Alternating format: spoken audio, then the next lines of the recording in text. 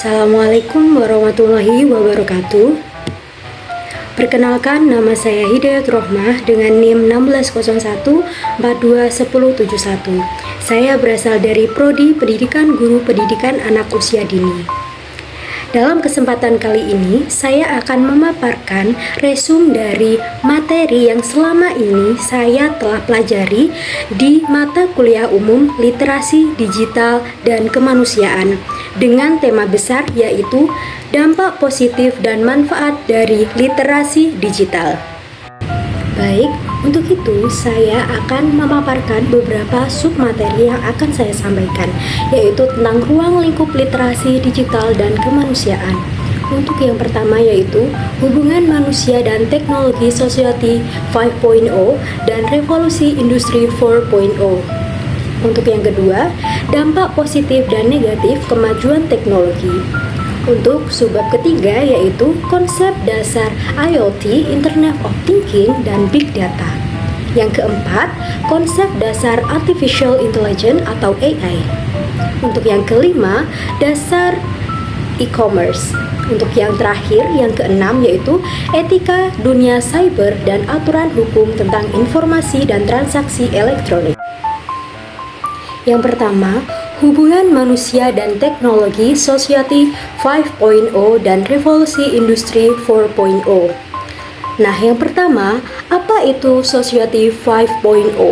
Society 5.0 adalah sebuah konsep yang berasal dari Jepang yang menggambarkan tahap evolusi masyarakat berdasarkan perkembangan teknologi.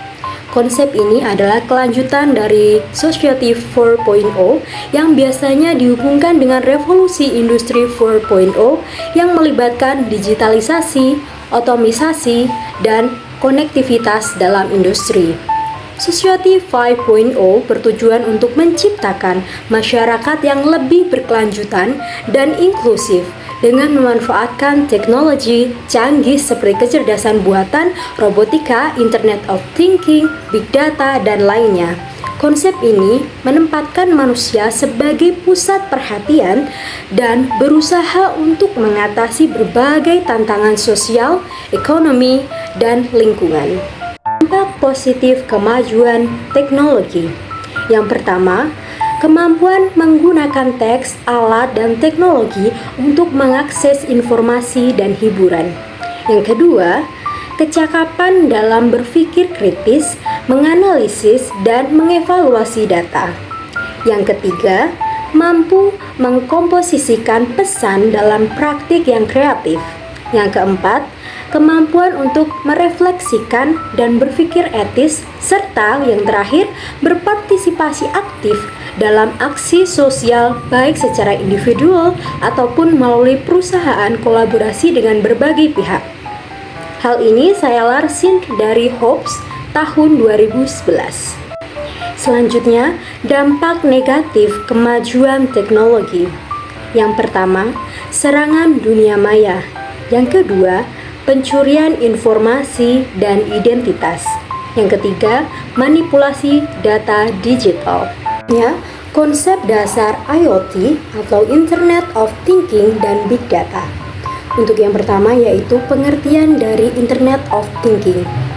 Adalah sebuah konsep di mana suatu objek yang memiliki kemampuan untuk mentransfer data melalui jaringan tanpa memerlukan interaksi manusia ke manusia atau manusia ke komputer.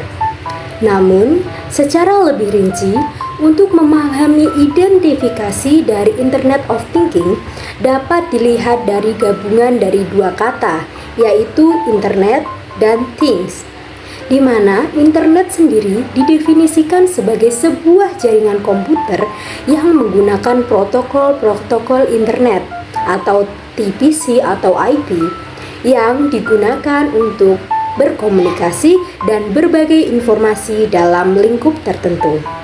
Sementara things dapat diartikan sebagai objek-objek dari dunia fisik yang diambil melalui sensor-sensor yang kemudian dikirim melalui internet untuk mempermudah model penyimpanan dan pertukaran informasi. Diperlukan adanya teknologi sinematik.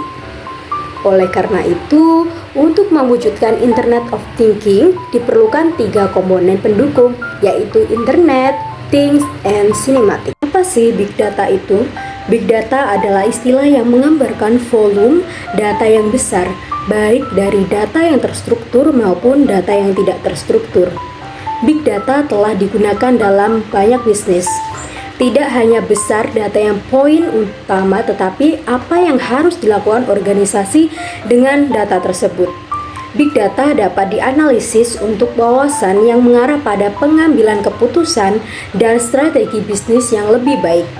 Lalu, mengapa big data itu sangat penting? Pentingnya big data tidak hanya berputar pada jumlah data yang dalam organisasi yang dimiliki, tetapi hal yang penting adalah bagaimana mengelola data internal dan eksternal. Kita dapat mengambil data dari sumber manapun dan menganalisanya untuk menemukan jawaban yang diinginkan dalam bisnis seperti pengurangan biaya, pengurangan waktu, pengembangan produk baru, dan optimalisasi penawaran produk dan pengembalian keputusan yang cerdas. Adalah konsep dasar Artificial Intelligence atau AI. Apa sih Artificial Intelligence atau AI itu? AI merupakan kecerdasan buatan. AI adalah mesin yang belajar dari pengalaman, penyesuaian diri dan input baru dan melakukan tugas seperti manusia.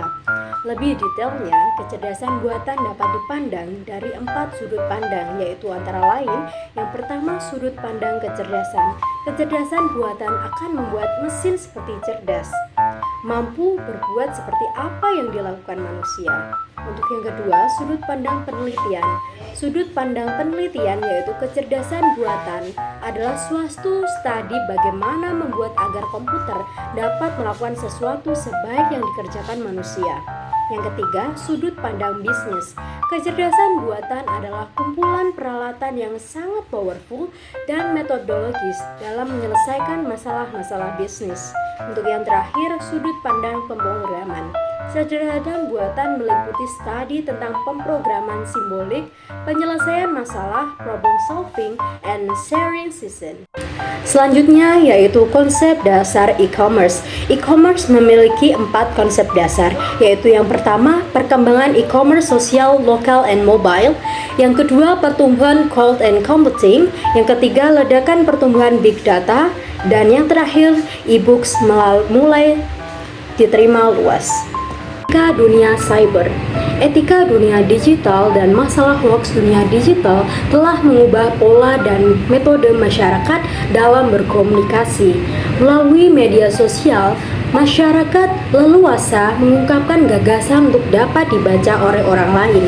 Bahkan dari ruang kamar sekalipun, koneksi dengan di luar dunia semakin terbuka. Namun demikian, pola yang berubah ini kerap dihadang dengan masalah etika. Masalah etika berhubungan dengan kepantunan masyarakat dalam berinteraksi di dunia digital. Dengan kepantunan masyarakat dalam interaksi di dunia digital ini menggunakan media sosial, Kementerian Komunikasi dan Informasi bekerja sama dengan Cyber Kreasi menerbitkan sebuah buku yang berjudul Etika Dunia Cyber. Dalam beberapa situs yang dapat digunakan sebagai rujukan untuk klarifikasi berita hoaks, beberapa antara lain adalah yang pertama dari laman resmi dari Kementerian Komunikasi dan Informasi dalam laman berikut. Yang kedua, laman yang dikelola oleh Mafindo atau Masyarakat Anti Fitnah Indonesia. Aturan hukum tentang informasi dan transaksi elektronik. Aturan hukum yang ada di Indonesia mengenai informasi dan transaksi elektronik yaitu meliputi 2 undang-undang. Yang pertama yaitu Undang-Undang Dasar Republik Indonesia tahun 2008 nomor 11 yaitu tentang informasi dan transaksi elektronik. Untuk yang kedua yaitu revisi atau kelanjutan dari Undang-Undang Republik Indonesia yaitu nomor 19 tahun 2016 tentang perubahan Undang-Undang nomor 11 tahun 2008 tentang informasi dan transaksi elektronik.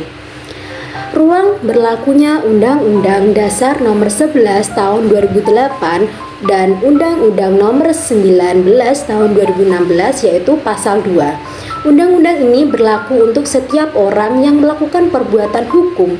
Bagaimana dalam undang-undang ini banyak yang berada di wilayah hukum Indonesia maupun di luar wilayah hukum Indonesia yang memiliki akibat hukum di wilayah hukum Indonesia dan atau di luar wilayah hukum Indonesia dan merugikan kepentingan Indonesia. Baik, sekian yang dapat saya sampaikan. Kurang lebihnya saya mohon maaf.